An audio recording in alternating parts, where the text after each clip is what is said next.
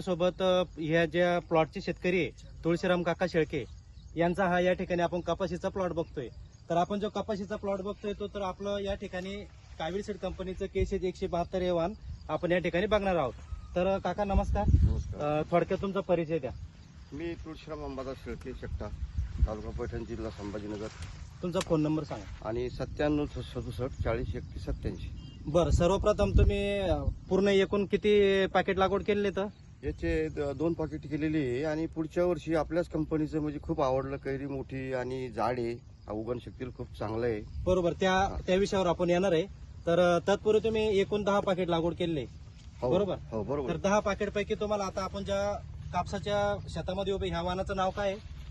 हे कावेरी सीड्स आणि केशेज 172। तर बघा शेतकरी बंधूंनो, आपण केशेज 172 हे वाणाचं या ठिकाणी आपण प्लॉट बघतोय। तर थोडक्यात जर गुणधर्म बघायला गेला तर काका थोडक्यात गुणधर्म सांगा तुम्हाला जे जे आवडले त्याच्यामध्ये। गुणधर्माची उगवण शक्ती चांगली आणि लाग जवळ आणि कैरी खूप मोठी आहे। बरोबर, आणि आता लाग जवळ आपण शेतकरी बंधूंनो बघू शकता या ठिकाणी। काका मोजा, आतापर्यंत याच्यापर्यंत हे मोजा, हे नाही मोड। बघा शेतकरी बंधूंनो, 1 2 3 4 5 6 7 8 9 10 एका फळफांदीला या ठिकाणी आपल्याला पाते प्लस बोंड दिसत आहेत। तर आपण पूर्ण प्लॉट या ठिकाणी बघू शकता। कुठलाही रोगाचा या कपाशीवरती अटॅक तुम्हाला दिसणार नाही। आणि तसंच आपण झाडाचं जे म्हणतो ना आपण मुख्य फांदी पण या ठिकाणी बघू शकता। नाही, जाड आणि मोठी। हे बघा, ही मुख्य फांदी आहे आणि एकूण 2 ते 3 मुख्य फांदी तुम्हाला या ठिकाणी बघायला मिळेल आणि त्या पूर्णपणे स्ट्रॉंग आहे। एका झाडीला जवळपास एका फांदीला जवळपास 15 ते 20 पाते या ठिकाणी दिसत आहे आणि 4 ते 5 कैऱ्या आता सध्या एका मुख्य फांदीला बनलेल्या आहेत। तर काका तुमचा पुन्हा येणाऱ्या वर्षी तुम्ही या वाणाचं तुम्हाला आवडलं तर तुम्ही किती पॅकेट लागवड करणार? पुढच्या वर्षी आपल्या जे सीडचं आहे कावेरी सीडचं मी पूर्ण प्लॉट आपलाच लावीन। 5-10 पिशा लागल्या तर दुसरं कोणतंही घेणार नाही, आपल्याच कंपनी सीडचं घेईल। तसेच आमच्या कंपनीचे श्री प्रमोद सर आलेले, त्यांनी पण असा प्लॉट आता पहिली वेळा बघितला आहे आणि हे वाण नवीन असल्या कारण आपण त्यांच्याकडनं जाणून घेऊ की त्यांना ह्या कपाशीचा प्लॉट कसा वाटला।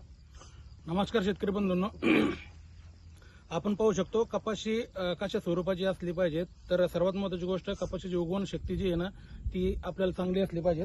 या ठिकाणी काकाच्या सांगण्यानुसार उगवण शक्ती एकदम चांगली झालेली आहे। दुसरं आपण या ठिकाणी पाहू शकतो की बेरिंग म्हणजे पाते लागवड होण्याची जी क्षमता आहे या झाडामध्ये एकदम चांगली आहे। आपण पाहू शकतो 2 पात्यामधलं अंतर जर पाहिलं आपण तर या ठिकाणी अंतर एकदम कमी, एकदम जवळ अंतर आहे।